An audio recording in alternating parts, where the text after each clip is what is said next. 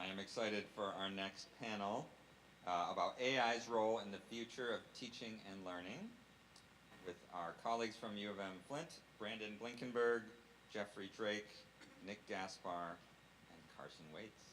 Welcome. Hello, thanks so much for having me, and having us, really. So I'm Nick Gaspar. I guess I'm gonna hold this away a little bit. So I'm Nick Gaspar. I'm the Director of Online and Digital Education. I also teach in our School of Nursing.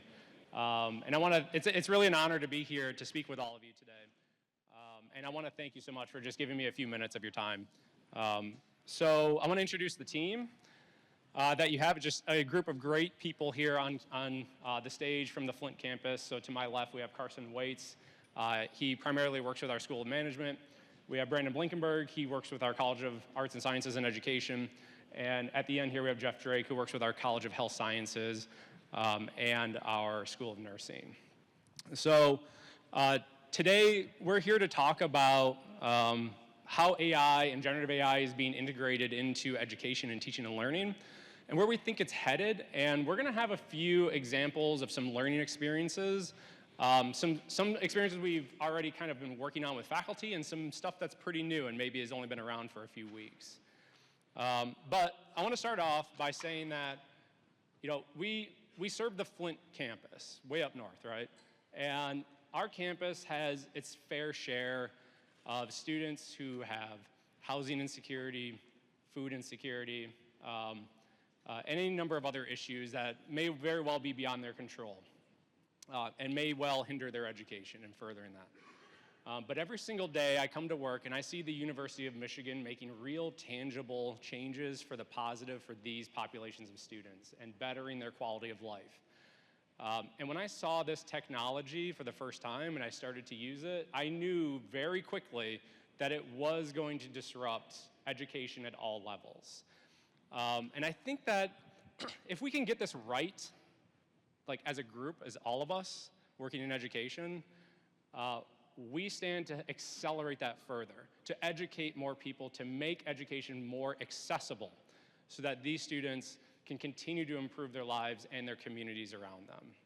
Now, if I was giving my AI TED Talk with you, I would have this big attention-grabbing hook where I would go through and talk about this tool, or this technology as a tool, and I would link into like the invention of fire, and we'd go all the way through to artificial intelligence.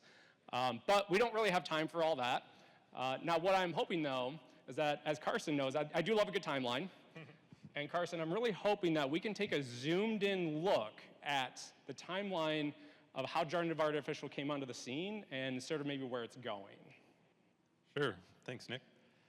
So, Nick made a good point. I mean, really, we could go back an awful lot further than 2022, but I think for most of us, most of the people in this room at least, our general awareness that these tools existed, tools that could write really convincingly human-sounding text, that could generate photorealistic images in just a few seconds from a phrase or a few words, or could even write computer code. There are probably a few people in this room who are actually kind of knee-deep in this stuff and excelling and building out tools already, but for most of us, there was probably a fateful day in November 2022 when we heard that ChatGPT was released to the general public, and that's kind of when we started thinking about that disruption and what we needed to really do to respond to these tools.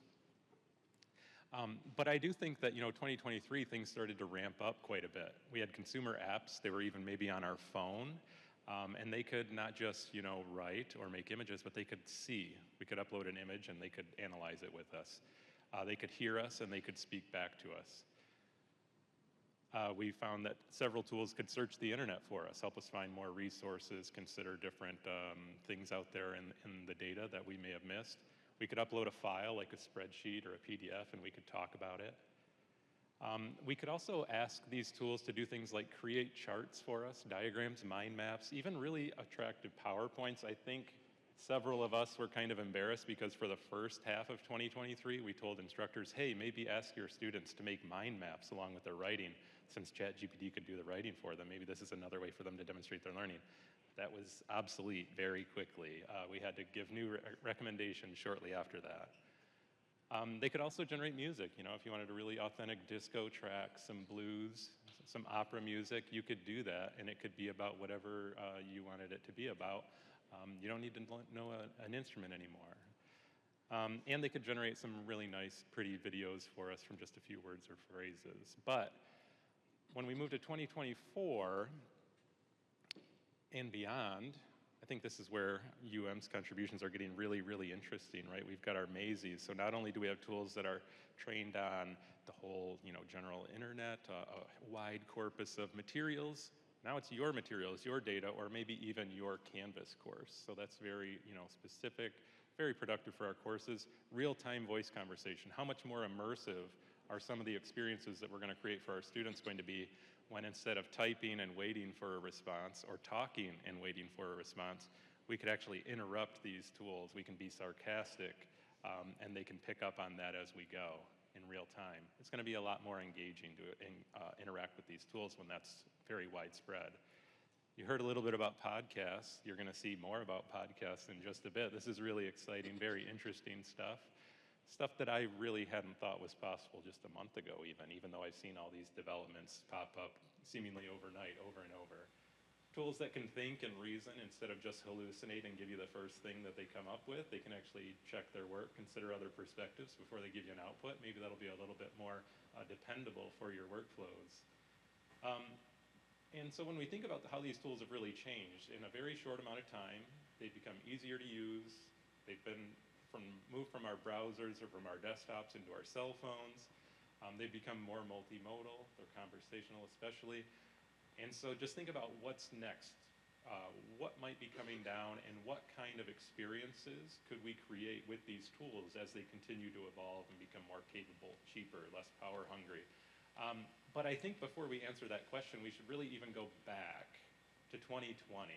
So if we jump back to October 4th, 2020, there was a Reddit subreddit, a forum called No Stupid Questions. And a user went on there and they asked a very sincere question. Hey guys, how does this user post so many large, deep posts so rapidly?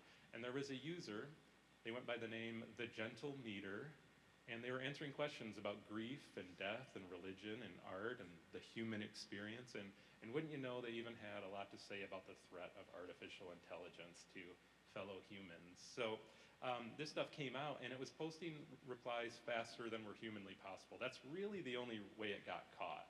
If you know that it was a bot and you go back and read it, you can kind of see the tells. You can see the hallucinations, the kind of strange chains of thought.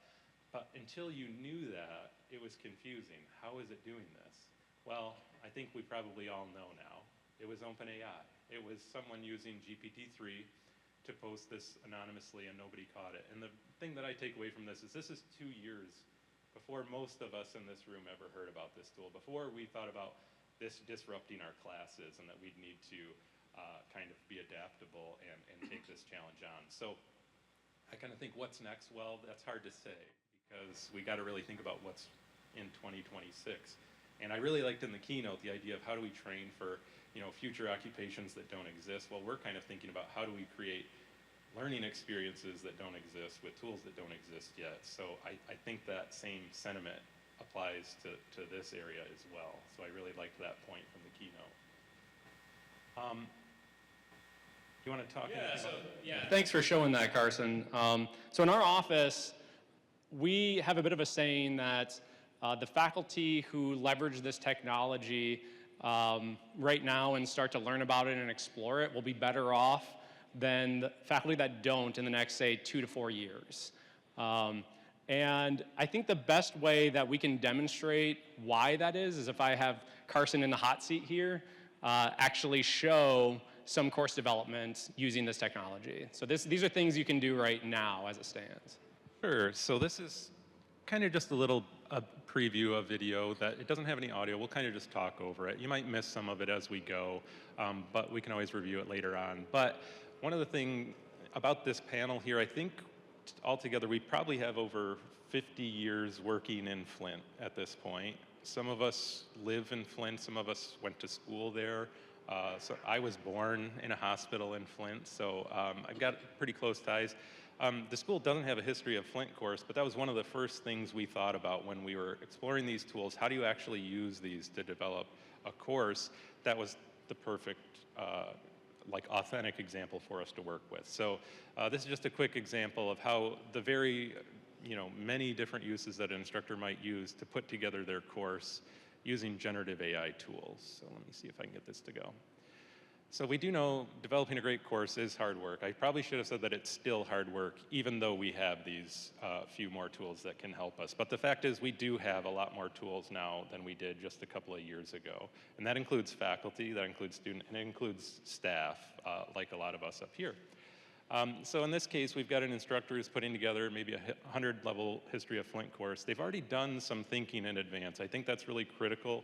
You'll hear a lot of people talking about human-in-the-loop use of AI, and we want to stress that it is a collaboration. It is not handing the reins over to these tools, because it is your engagement, it's your excitement for this course, it's your experience in the field to know what matters and to identify those trends and where things are going. So your participation is really paramount here, and you can use that engagement and that thinking that you've done in advance to get better outputs from these tools. So when you're brainstorming a course and you're identifying topics that you want to cover, make sure you share those topics that you've already considered, the topics that you don't want to include in your course. And when you work together with the tool to share what your vision is, you're going to get better outputs, and it'll be more useful going on. Of course, you're still going to need to revise those outputs. Don't count on them, absolutely, but it can be a real collaborator, someone at your side, just kind of a sounding board to ensure, I'm thinking about this, I'm engaged with it, is there anything that I've missed? And I think that's one of the more powerful ways that all of us on this panel use these tools. It's not just, foundational things as well. It could be small things throughout as you're developing, whether it's adapting an assignment in a certain way, giving it more transparent or inclusive design to make the assignment more understandable, to make your expectations more clear to your students, but it could be about doing formatting and just adding some maize and blue accents to your course to make it a little more branded and visually appealing. We talk a lot about personas in our office, simulated experiences. We do a lot of practice and research in developing these, because we do think, I know my wife is a therapist, she works in substance abuse, she had a really great program, she did an apprenticeship, but when she started meeting with patients, she really wished she had more time to practice those skills, to practice having real conversations about difficult things and to draw information out of people in an empathetic way. Anytime that we can use these tools to create those in really authentic and engaging ways, I think we're going to be improving our students' experiences quite a bit.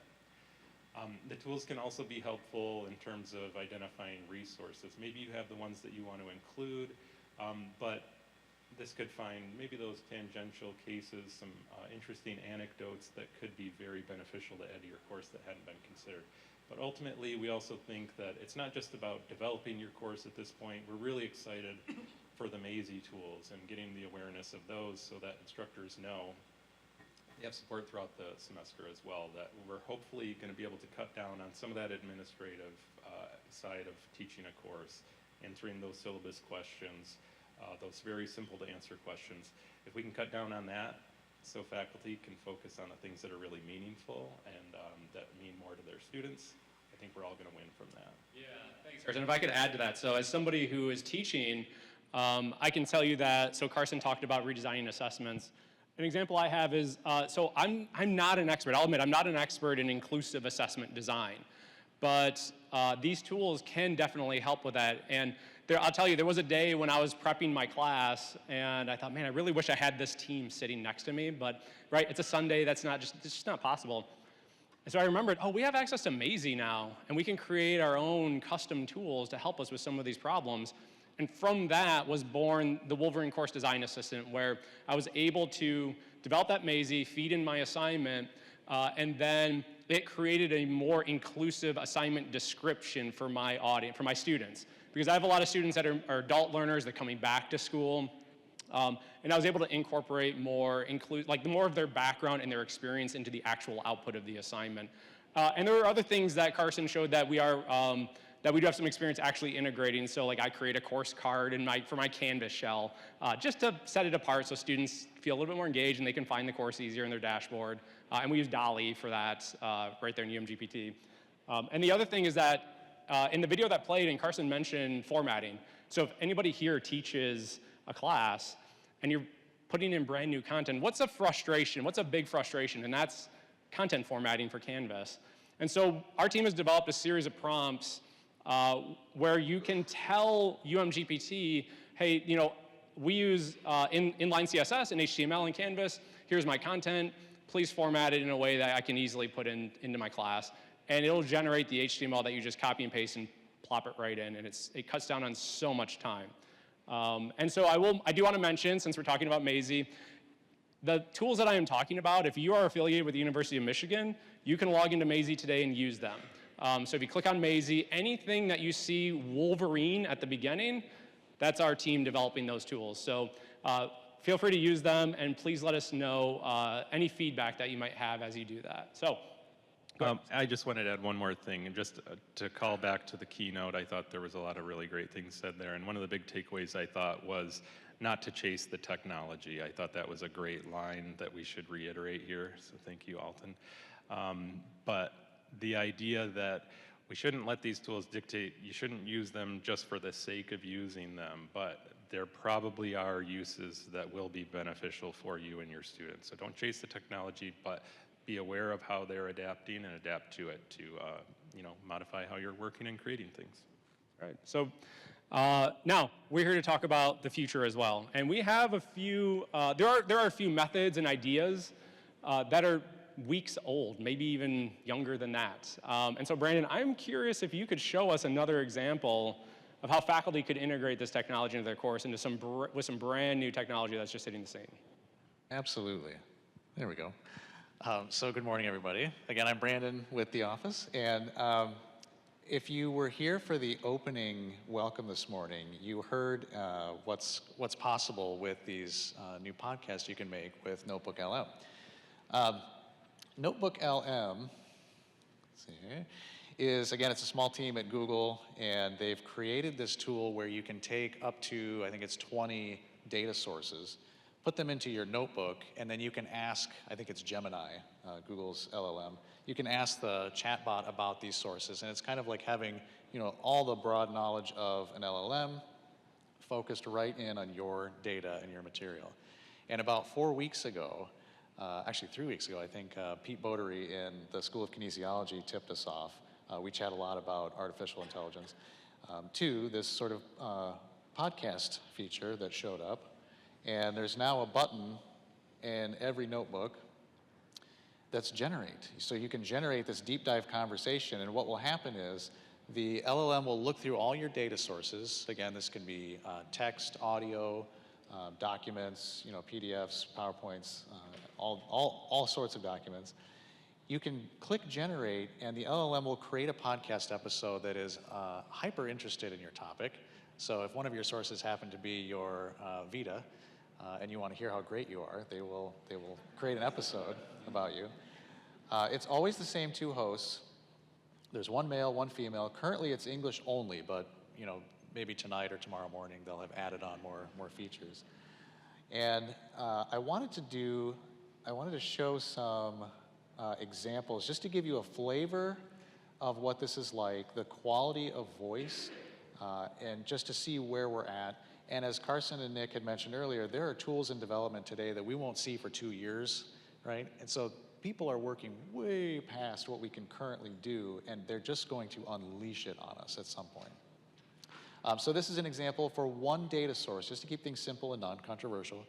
I put in the UMich homepage, right? And I believe it just scoured that single page to create an episode. Right. This isn't the entire University of Michigan domain. This is just one single page. Yes. Right. And so this is a 30-second clip of the intro to the show. So just sort of be critical, see if they dip into the uncanny valley, just sort of, prick your ears up here. Everything's kind of delayed. You can do it. I don't want to go past it. You have the longer arm. I might be able to get it. All right, so you found us a really interesting bunch of stuff about the University of Michigan. Yeah, it's not your typical, here's our campus tour kind of material. We're talking website snippets, news articles, even event listings, the whole shebang. We're going deep on this one, trying to figure out what makes U of M tick. And honestly, the first thing that jumps out is just how huge this place is. 19 schools, over 275-degree programs. It's like its own little city of knowledge, you know? And then you see that they're dropping a cool $1.86 billion on research. Whoa. Yeah, billion with a B. That's serious money. Definitely not pocket change. So, wow, yeah. I feel bad as we do for anybody that they scraped to train all this so well. Nick and I recognize the male voice from several different podcasts. It seems very generic and sort of podcastery. I guess that's a new word. I think it's Dak Shepard. I think. But so that's sort of a nice, easy example to get to know the tool. Just give it a source. One of the other things that I wanted to do, thanks, is to give it an actual, a source with a little bit more meat on its bones. And so if you didn't see recently, the Digital Education Council Global AI Student Survey results have come out. And this was an interesting survey. It's worldwide, right? So I think it was 16 universities. They'll tell you in a minute. But if you haven't read this, there's some actually pretty interesting data in terms of student readiness, preparedness to use AI in their studies, how they're currently using it in their studies, whether they're following academic honesty guidelines and that sort of thing, and how prepared they feel to enter the workforce when they know AI is going to be out there and changing their jobs, changing what's valued in their workplace. So here I'll play the introduction just so you can get a sense again of how they set the episode up and get a sort of feel for their flair.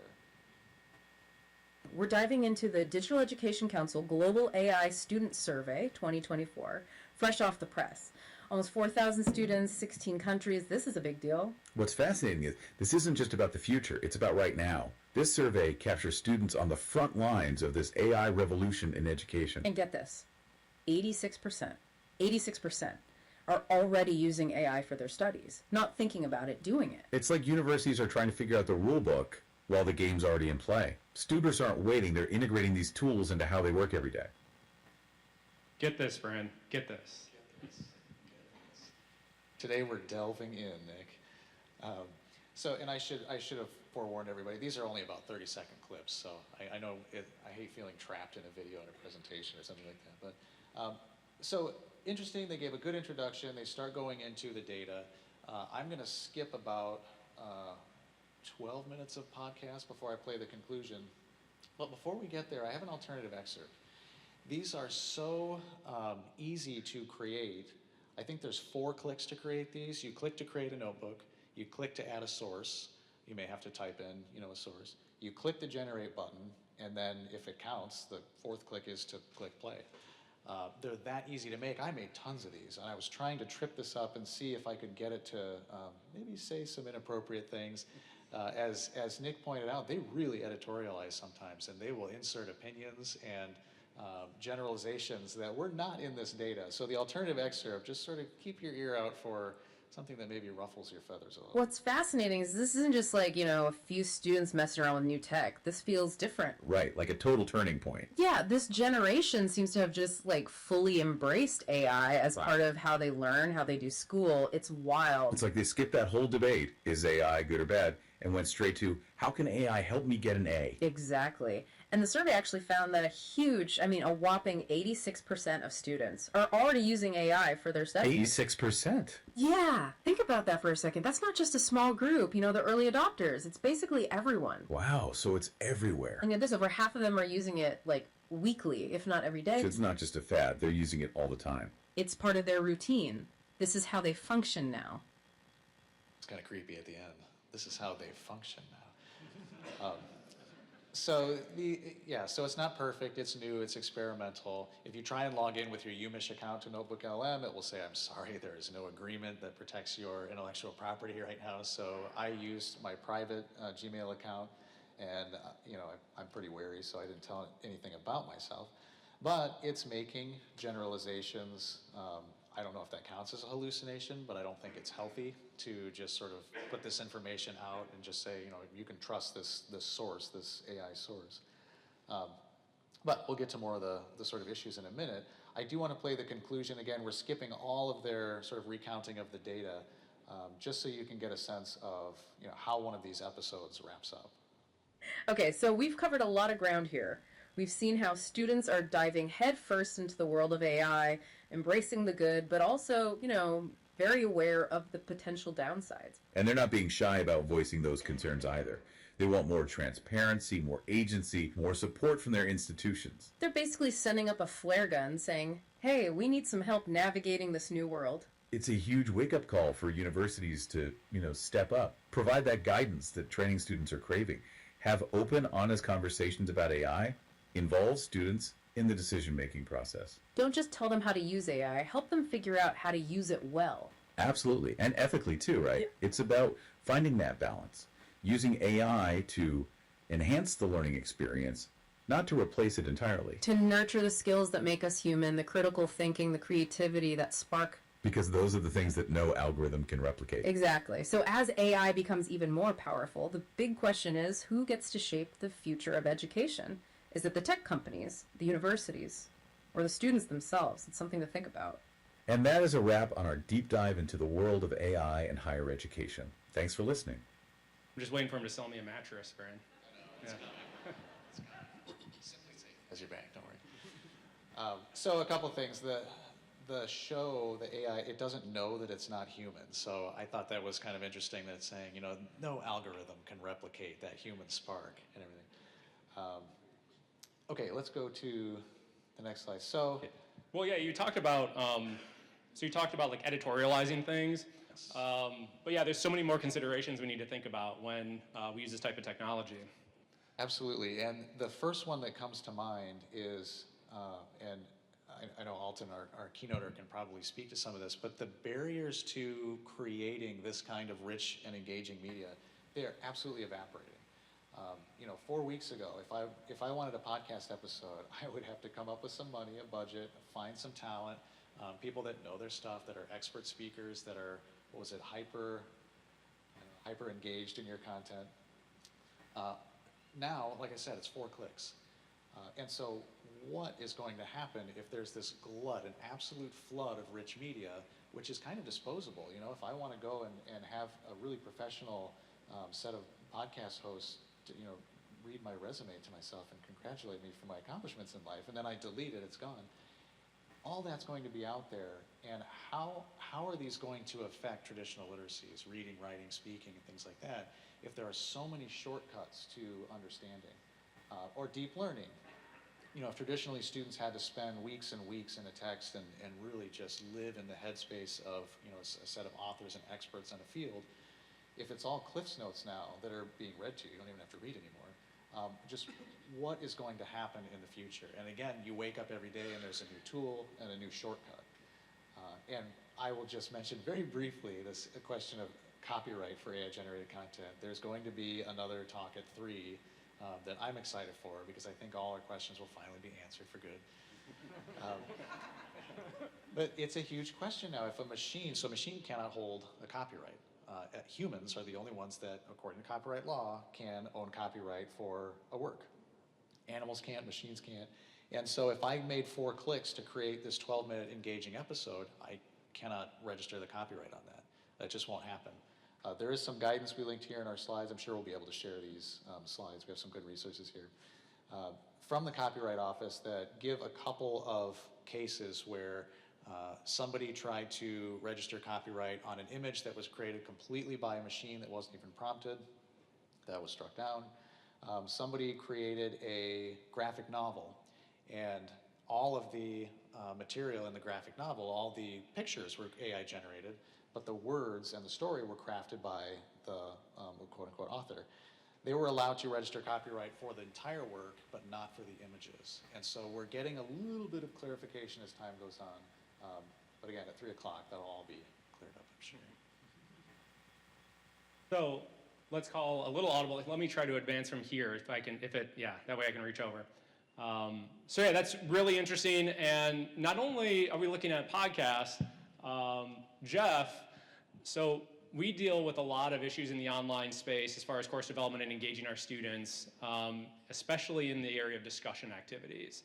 And I know you've been working with some faculty on some more advanced ways that we can leverage AI to make that a better experience. So I'm hoping you could kind of demonstrate some of that. But don't worry, I'll reach over in advance for us. Okay, good. Thank you for doing that. Yeah, I'm Jeff Drake, and I work with nurses in our health sciences.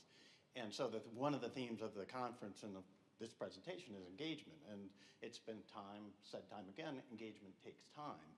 Well, maybe we're taking some of the time barriers out of that, but I'd like you to think at what cost, because I think we want to end with just discussing what are the benefits and what are the potential cost of that. So to set this up, I'm going to show you a couple examples, but in one example, I asked the AI tool to come up with interactive resources, because I think in online teaching, we're curators. We're not creators. We're generally finding good stuff. And one thing that it did that's remarkable, I just don't have time to demonstrate, but it came up with a bunch of flash animations. If any of you use Visual Body in the anatomy, it will do layers and layers of the human body, and you can manipulate them with your mouse. And it's really great for learning anatomy in an interactive way. Visible Body cost a lot of money. It came up with 3 resources because I asked it to, and with follow-up questions, I didn't have to pay for any of this because institutions like ours, large institutions, because 2 of them were higher ed educations, and tons of resources in finding these flash animations. But what I want to show you is we also do a lot of lecturing, and so sometimes finding a lecture that just hits the sweet spot is difficult. How much time do you spend looking for just that perfect lecture? Well, there's a whole set of tools, and I just don't have the financial wherewithal to try all of them, but I landed on this Lumen 5, which was interesting. It creates a video, and this is on 2 prompts. It had to do with macrocytosis. I said, what is the symptoms and what are the cures that you would do for this? I'm going to show you a little bit of it. Macrocytosis is a condition characterized by larger than normal red blood cells. It's not a disease, but a symptom of underlying issues, often hinting at health concerns. To diagnose macrocytosis, a complete blood count, CBC, is essential. This test measures the size of red blood cells. When enlarged, they indicate macrocytosis. Symptoms like Moving on to the other example, you can see that, and it was correct, because I know about this condition. I read articles, I fed articles, AI generator, and it was. The other thing we've been doing pretty regularly is taking multiple choice tests and feeding it into the Wolverine course design, and asking it create a scenario, a case study, in this case a conversation, so that it's more interactive, and come up with questions that are related to the scenario, rather than a 4-part question that said, these are what you should do in counseling, which one should you not do. It created this whole case study scenario and critical thinking questions. And then I fed it into Lumen 5 and created a visual of what this conversation. Today I have a session with Alex, a 16-year-old adolescent. I remember he's been feeling overwhelmed lately, and he mentioned some dark thoughts during our last meeting. It's crucial that I create a safe space for him to share. Hi, Alex. It's good to see you again. How have you been since our last session? As the conversation progresses, I become increasingly aware of the emotional weight of Alex's words.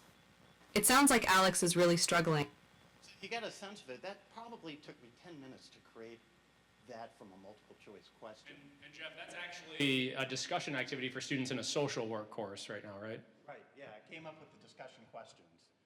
So the benefits of this are accessibility, because all this is fed into the AI generator, and as a follow-up, I can make accessible content. I can say, do a transcript that I can process.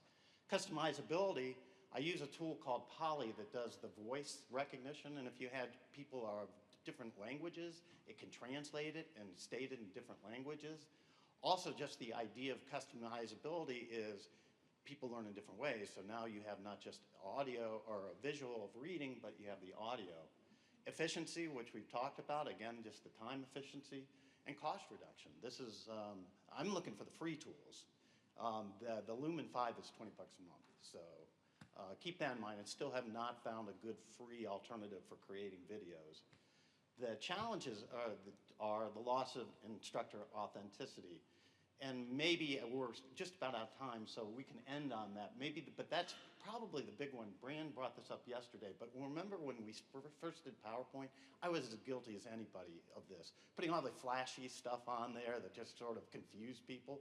Well, my eyes are dazed right now. So he brought up this idea, and maybe this is a good conversation starter. Right. Are students going to recognize, because he can recognize some of the voice characteristics, and with the podcast right now, there's only 2, so they're going to know who these voices are. Are they going to look at that and turn off because they're saying, oh, they're not really doing the hard work? Or are they going to say, this is a real learning asset that hits all these buttons and gives me different ways to learn? Yeah, and as we wrap up, I mean, that's been one of my big concerns with a lot of the stuff we are seeing today, that as this gets more widely adopted, is it going to be another situation where all these faculty are going to incorporate this into their course, students log in and go, great, another AI podcast that I got to listen to, right? And so as the technology advances, though, there could be some maybe more personalized ways that we can adapt that experience for the students themselves. And that's the thing that my team is going to be looking at as we push into the future. So I know we're at time, I believe. Yes, okay. So. A couple of questions Okay. from the audience. Yep. Thank you so much. Appreciate it. Yeah, thank you for all the great work. Absolutely. Thank you for having us. Thank you.